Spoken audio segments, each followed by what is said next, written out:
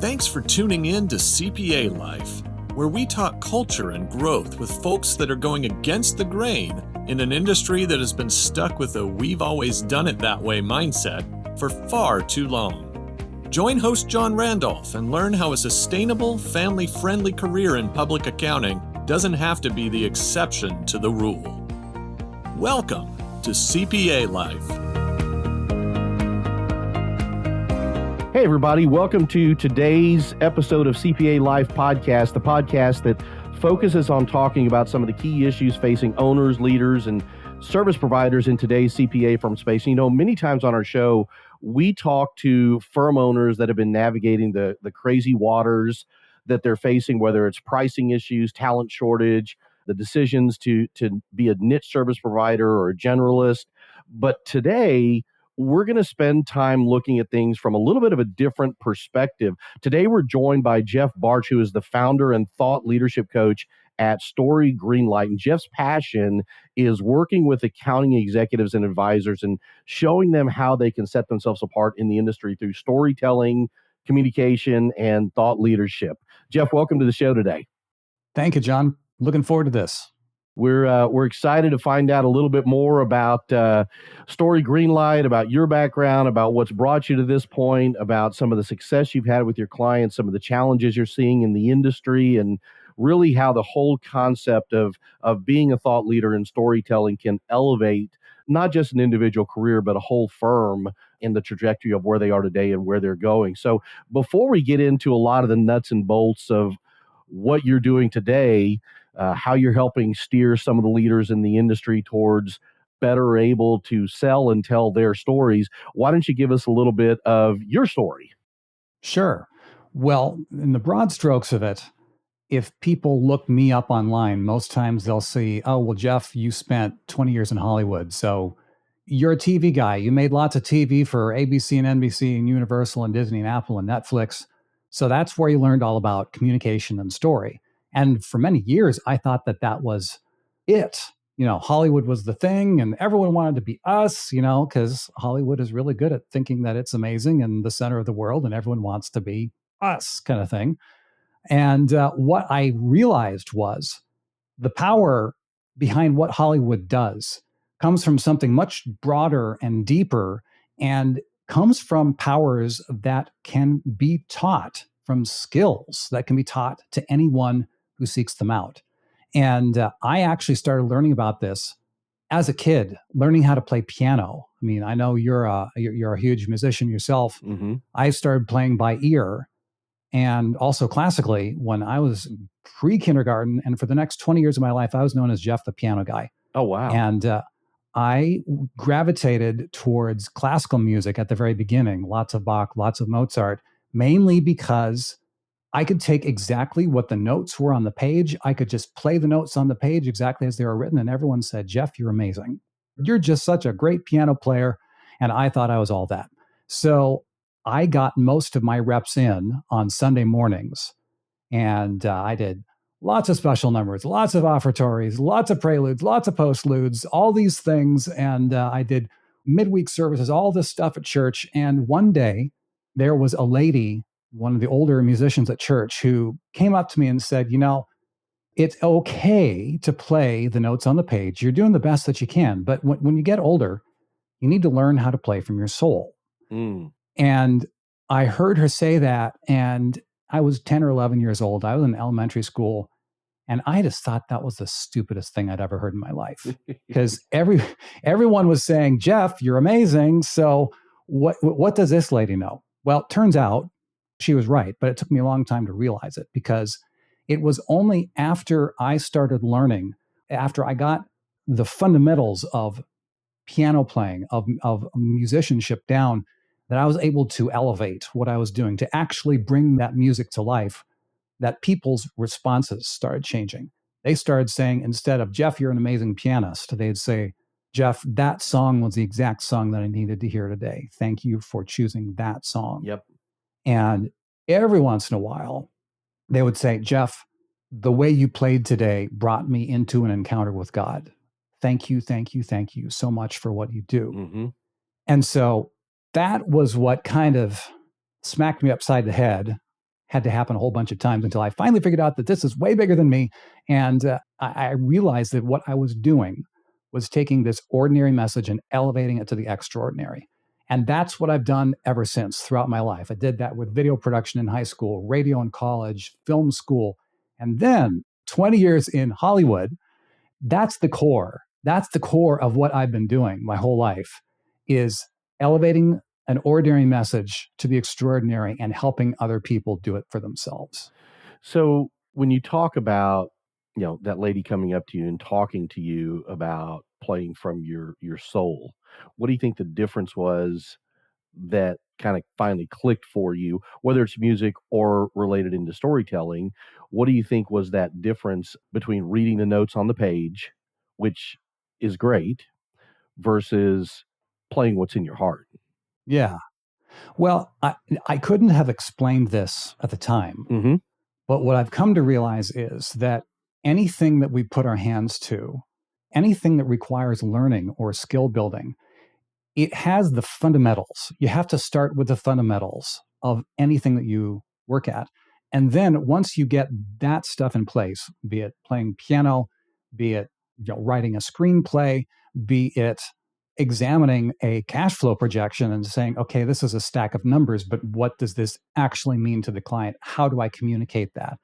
Anything like that, it starts with the fundamentals, but then you have to get so good at the fundamentals that they just disappear so that you can focus on what truly matters, that upper level of communication. Mm-hmm. There was a time when I was in Hollywood at a panel at Warner Brothers Studios, and there was a re-recording mixer, one of these guys on staff at Warner's who sat in a mixing stage with this mixing console that went across the entire stage, just this hundreds of channels on the thing, this monstrous machine.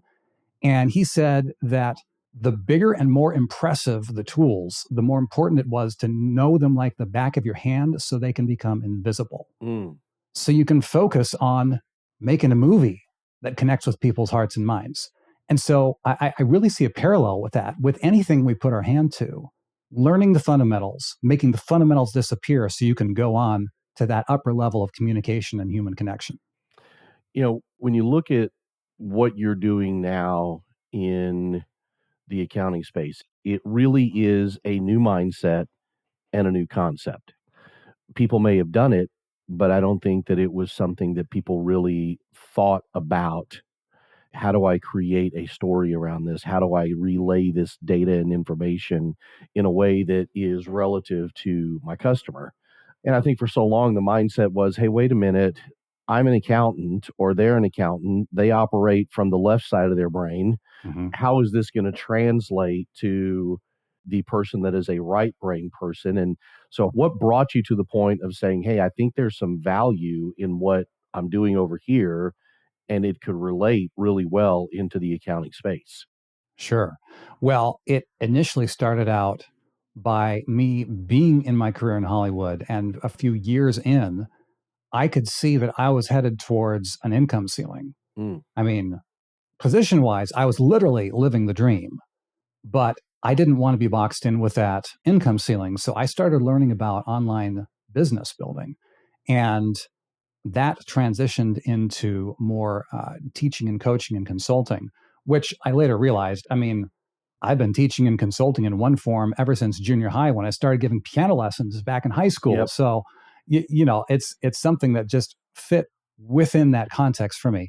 And there was a long, twisting, very, very frustrating journey of me learning that just because I'm good at a thing does not mean I'm automatically good at running a business around said thing. So classic E-myth. Yeah. Classic E-myth concept there.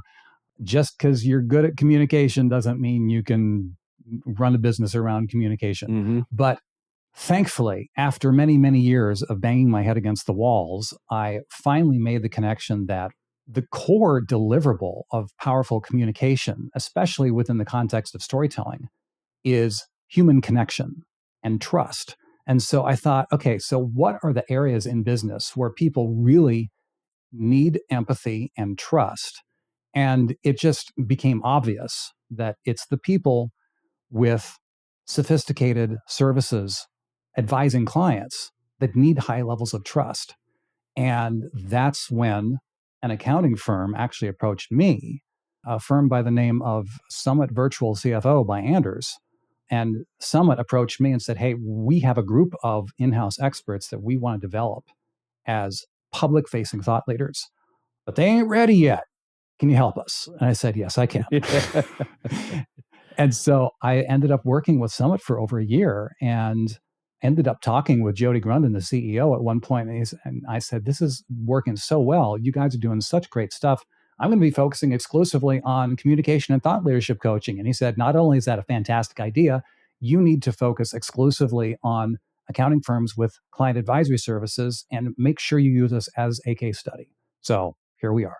And how long has that been now? That's been over the last year. Okay. So let's talk a little bit about the whole concept of story. Mm-hmm. And you and I talked last week, and I was telling you about how many times in my career I've hired accountants to step away from the accounting world. When I would talk to people about looking specifically for an accountant to bring into our recruiting team, they would always ask me, what type of person are you looking for? And I would tell them, when you go out to happy hour after long day at the office and everybody's sitting around and some of you know each other, some of you don't know each other, but there's this one person that everybody looks at and goes, I can't believe you're an accountant. That's the guy I'm looking for. Yeah. And we would hire people. And one of the things that I would tell them is one of the critical skills that you have to be able to master in this business is the art of storytelling. And immediately where their head would go is, oh, so I have to lie. I'm like, no, I'm not talking about telling fables. Right. We're talking about being able to paint a picture that somebody sees it, hears it, understands it, and wants to be a part of that. So when you start talking to people about the concept of story, how do you get them to understand what it is that you're trying to get them to understand, for lack of a better way to put it? Well, I will tell you, it's a process, because you say the word story and almost everyone, their first reaction is, oh yeah, that, because it feels super familiar. We've been told stories our whole lives. And when you think about it, we're actually the star. We're the hero of our own story every waking minute of our lives. So we are living out a story every moment that we're alive. And so if it feels familiar, well, it should, because it is. It is very familiar. It is woven within our very existence. So that's the first element. People say, oh, well, that's familiar. Then they say it doesn't really matter because so many people do it badly, which means that must mean it's not all that important. Because, we've all heard people tell stories badly and just that go on and have no point, or it's all about the person telling it. And you're like, dude, just stop, that kind of stuff. And when you get to that point, you also realize that there are other people who do tell stories really well, but that's just for the favored few. That's just for the people giving a keynote or the people on TV or whatever. And that's not for everyday people. That's just for the people who are born with that talent. Well, I'm here to tell you, story, when you really unpack what it is, story is a framework for understanding human interaction for any reason, at any time, for any purpose, ever. And if it sounds like I'm exaggerating on that, and you say, really, is it really that big of a deal? I'm saying yes. And I may be even understating it a bit, because when you think about what story is, you have to get out of the idea of, oh, well, just people tell stories badly. That is the tactical version of storytelling. I always work with my clients talking about the strategic concept of storytelling. And that's from the 30,000 foot view, where we talk about things like the core definition of what a story is. And this is based on some of the earlier writings from Donald Miller of Building a Story Brand, and also expanded by me. I say to my clients that a story is where a character wants something, overcomes obstacles to get it, and experiences transformation as a result. And if you need to hit the backup button and re-listen to that 3 times, please do, because it's that big of a deal. And I promise if you put that definition up on your wall and you think about it, it will change the way you interact with everyone. So say that again. Yes. A story is where a character wants something, overcomes obstacles to get it, and experiences transformation as a result. And that definition is why it's possible to have powerful communication happen without even telling a tactical story. You can read a headline. You can say one sentence. So you and I had a conversation the other day where you were talking about a firm owner who cared so much about his people that he didn't even bill his own time. He was the managing partner of the firm, and yet he didn't turn in any billable hours. Everything he was doing was in service to his clients. And within that context, you said he doesn't bill his hours. Just that one sentence right there speaks volumes of the strategic level of story about who this character is, who he's here to serve, how he does it, what's getting in their way, how he's helping them get it. It is incredibly powerful. And it doesn't require tactical storytelling, though, having said that, tactical storytelling is one of the most powerful ways to actually put, boots on the ground, put it into place. So when you're working with firm owners, firm leaders, leadership within the accounting advisory, accounting space, what are some of the things that you try to get them to understand when we're talking about how to be a thought leader, how to take the knowledge that you've developed over 5, 8, 10, 20 years and be able to take that from a transactional mindset to a strategic thought leader that's valued by their customers and the market? Right. So right here, we have another term that's loaded that people have a lot of misconceptions about when you say that phrase, thought leader. And that's another thing where people say, oh, well, that's a big exalted thing for the privileged few. And, there's no way I'm going to get on the TED Talk stage. There's no way I'm going to write a book that's on the Wall Street bestseller list. And the thing is, when you actually go look at the definition of thought leadership, if you look it up online, you will not find one definition. People can't agree what it is. Because some people say, oh, well, it's being recognized by your industry as having unique and inspirational ideas, or it's having a large following within your industry. Well, who decides what large is? Who decides what is unique? How many people have to recognize you? So those definitions aren't helpful ultimately, which is why I always, when I'm talking with my clients and they say, hey, what so really thought leadership? Me, dude, I'm an accountant. Why thought leadership? Huh?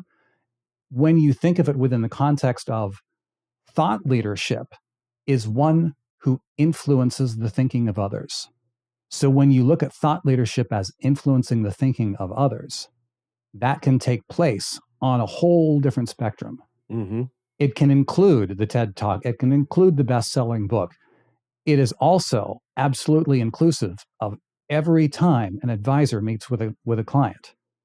We are influencers every time we seek to advise another person. So when you think of it in that sense, then you have to go back to that bigger concept of, okay, what's this story? Who is my client? As the advisor, I am here to help my client get what they want. Who are they? What do they want? What's getting in their way? How can I come alongside and help them see the change that they want to see in the world? That's the mental framework that we approach this within the context of thought leadership influencing the thinking of others. I could ramble for a long time, so I'll just stop there. Any thoughts on that? Well, when we start talking about thought leadership, one of the things that comes to mind is we are inundated with multiple options in the world that we live in today to gather the information and data that we want to consume. Whether it is the infinite numbers of 24-hour news channels, whether it's mainstream media or online media or somebody that has a podcast or a book that we want to read, or if you don't want to read the book, you can grab the audiobook. I used to say, my degree's in journalism and marketing, and I used to say that years ago we had a finite number of microphones, if you will, in the world. And you had to prove that you were worthy of having one of those microphones. Now, that microphone is a euphemism. It could have been a typewriter. It could have been a computer. It was a camera, a microphone, whatever it was. But there were a finite number of those that were handed out in the world. Today, in the world that we live in, there is an infinite number of microphones. Mm-hmm. If you can do it and speak it and get it out there in any way, shape, form, or fashion, they could be, a mom sitting at her house that hops on Facebook and creates a reel about what she's doing to lose weight. It could be a business owner that runs a delivery service or lawn service in his local area and hops on Instagram and shoots videos of the lawns that he takes care of. Whatever it is, those people are having an impact, if not on a large scale, they're probably having an impact on the circle that they interact with constantly. And therefore, in my opinion, they become thought leaders in that circle. 100%. Absolutely. And while I may see the guy in New Jersey or Las Vegas or Bangladesh who is talking about lawn care, if I'm interested in lawn care and there's a guy down the road that's doing it, I'm probably going to listen to that guy because he may get what I'm dealing with a little bit more than the person in New Jersey who deals with, 16 feet of snow a year, and I deal with maybe an inch and a half. So, I think that so many times we get caught up in, like you said, well, that's not me. I'm probably never going to give a TED talk. You don't have to. No, not at all. So how do you sit with your clients and begin to get them to understand the framework of, hey, let's take this concept and let's put some meat and bones and flesh and legs and arms to this and start to impact your clients, your community, your firm, the people around you? Sure. Well, so it depends on who you are, what your goals are, and what your expectations are for all of that as a package. Now, there are times when I might be working with a client and she's actually within the accounting context, but at the time she was saying, I really care about remote work and remote evangelism. Evangelizing the idea of remote work. And she came to me and she said, I'm booked to show up on a podcast, but what do I say? I have all these ideas and I have these things that I believe, and I see this context within my world, which is based around the accounting space, but remotely. And so how do I figure out what to say? And that's one of the biggest things in terms of thought leadership, is saying, well, if you're going to be influencing other people's thinking, then you should probably have something to say. Mm-hmm. And you need to say it in a compelling way that resonates with your target audience, which means you need to know what your target audience is. You need to know what you are, how you're going to show up. So it's all of these ideas that start by reverse engineering. You have to reverse engineer what is the goal. So someone who is a solo consultant or a solo advisor is going to have a different path for this, as opposed to someone who works at a mid-sized firm and has deep industry expertise and says, I'm going to go out and speak specifically to this people in this industry based on my knowledge of this world and how it applies to the accounting space. And the marketing team at this firm is going to push this out on their channels specifically towards those target clients. So the answer is it varies, but it all starts on who are you? What do you have to say? Who are you saying it to? What are your thoughts on how you want to say it? And then you start building things out from there. I think so many times where I've seen people get caught up in how do I convey this is I understand I need to go through that process. I understand I need to get it out of my head and on paper so that I can begin to, piece it together. But, gosh, Jeff, how do I do this without sounding scripted? Mm-hmm. How do I do this without sounding like, either I've got a piece of paper in front of me that I'm reading or I've got a bunch of note cards that I'm working from? How do I get to a point, or how do I do this in a way that is like we talked about when we started? How do I do this in a way that is more than just reading the music notes on a page and doing this from my heart? Right. That is where you have to be very clear about who you are what you care about, what you believe in, and what you bring to the table with your communication. And this applies equally to one-on-one conversations with clients, or if you want to go open up that spectrum to say, okay, we're going to start pointing this more public facing and say, yes, I want to start making public appearances in a public thought leader context. And so the question becomes, as you say, how do I do this without sounding like a robot? Well, robots don't feel things, and robots don't care about things. So you need to figure out the things that you care about. You need to have your top talking points figured out ahead of time. And it's your own version of becoming a mechanic, basically, where if you walk into a mechanic to say, hey, can you fix my car? The answer is absolutely. I mean, assuming that you're not driving a Range Rover and all they do is service Toyotas. But, just assuming everything's all good, you can walk into a mechanic and they'll say, yes, we'll fix your car. What tools do you use? We have a bunch of them. Here are the top ones that we use, but the value comes from knowing what tools to use at what point for what reason. And that comes from experience. So when people talk about showing up and not wanting to sound like a robot, well, part of that can only be done by putting in the reps. You go to a personal trainer can't do your push-ups for you. They can't lift the heavy iron objects on your behalf because that doesn't help. Right. And so there is that. But then there is also, you can even have cheat sheets depending on your context. Like at this moment, you and I are recording this conversation on a web-based recorder. I have notes on our previous conversation, on things that we've talked about. I have notes in a Word doc right next to me right here. But those are all just prompts. Yes. They are prompts based on the fact that as my own personal mechanic with my own set of tools, I've been working on this for a while.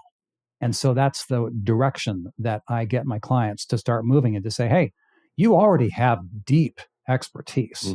That's the most important thing right there. Then it's a matter of saying, okay, here's skill 1, here's skill 2, here's the extra skills to help you show up and show off the expertise that you already have. As you're talking about this, there's a couple of thoughts that I have. There was a learning process that was talked about. I think it was in the 60s. I think it came out of NYU with a couple of management professors, called the 4 stages of competence. Yes. Unconscious incompetence, conscious incompetence, conscious competence, and unconscious competence.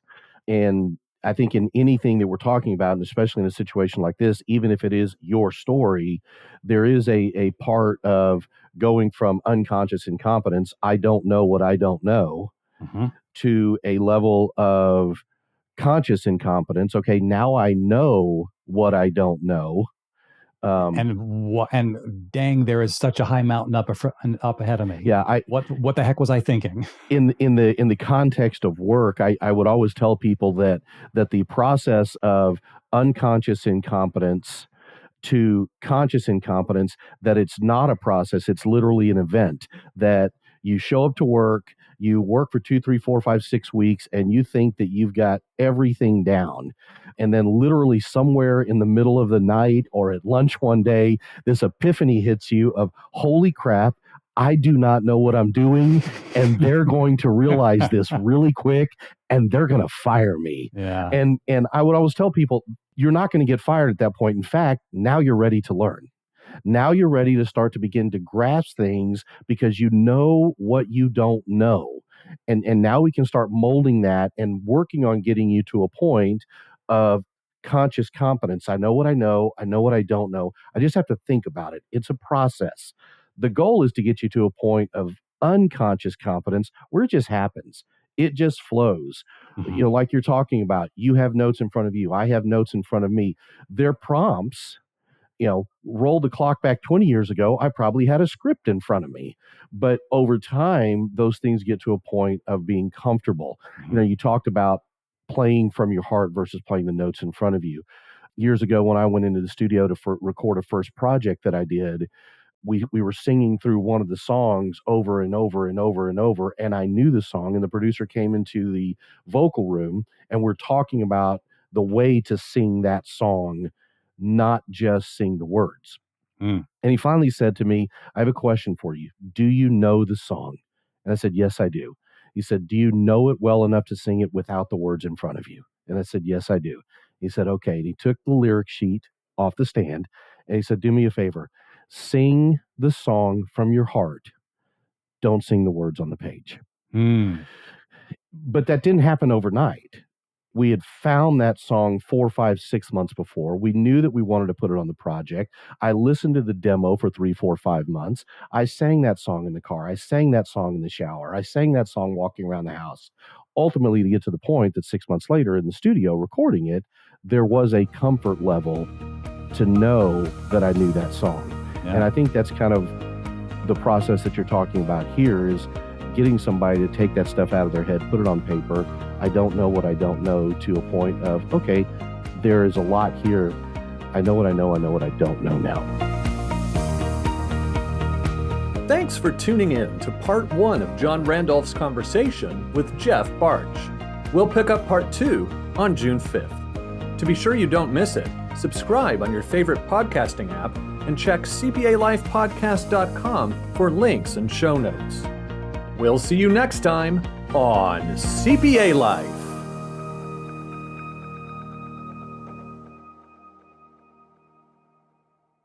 ProfessionalProductions.net